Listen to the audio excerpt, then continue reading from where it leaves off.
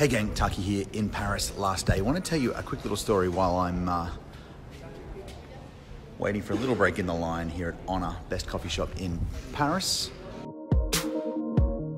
I don't know if you know much about our fam, but Ethan, my son,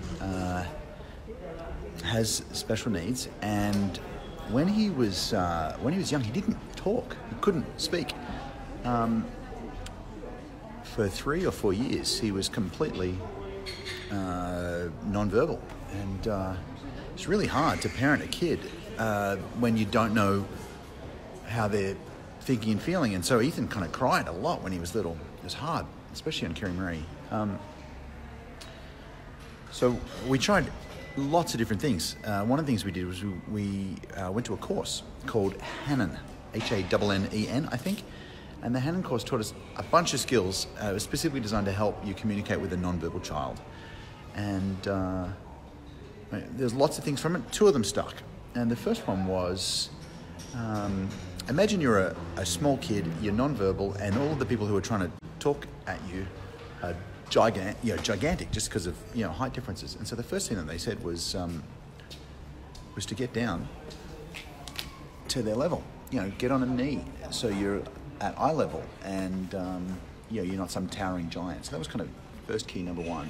Don't be so imposing. Get down on one knee and talk like that. So that was kind of thing number 1. In fact, let's just do this right now. So lesson number 1, get down on their level like I am right now. Lesson number 2 was really useful, and what they taught us to do was, by the way, no microphone, I apologize. What they taught us to do was to start a sentence and leave the last word off, and wait for for Ethan to fill it in or try, like any sound. It didn't have to be the right word, but like to attempt to fill it in. And so you might say, I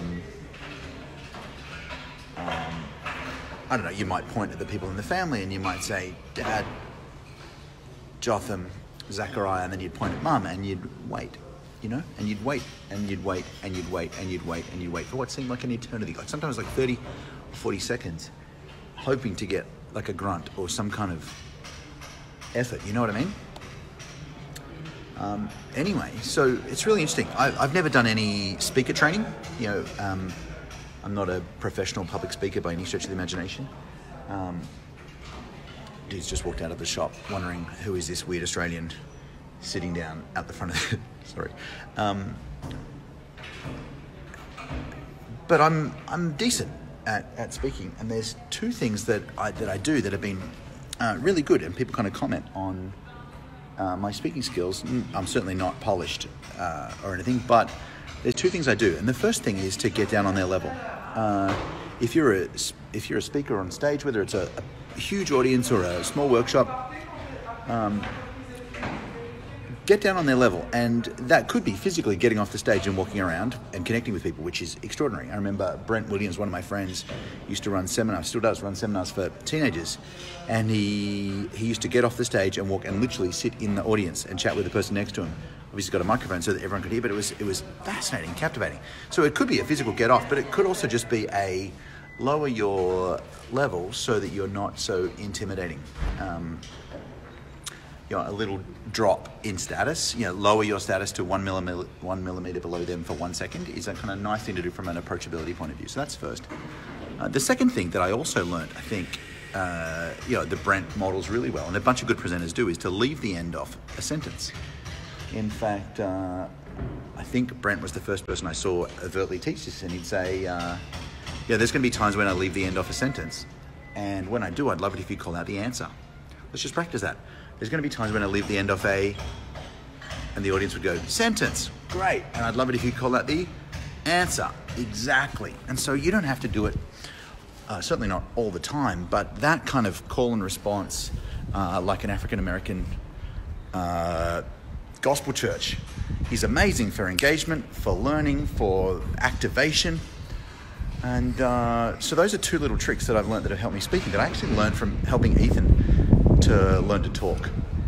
Anyway, I hope they're a little bit useful for you. Last thing I wanted to say is Ethan didn't talk till he was 4. I don't know what your first word was, whether it was mum or dad, or if you've got kids, what their first words are. But Ethan didn't speak till he was 4. And when he did finally speak, his first word was supermarket, which I think is hilarious. Fun fact. Anyway, listen, I hope you're well. I got to get back to the hotel. Grab coffee, get back to the hotel. So I'm going to sign off for now, get this espresso, and I'll talk to you soon. Big love. Bye-bye.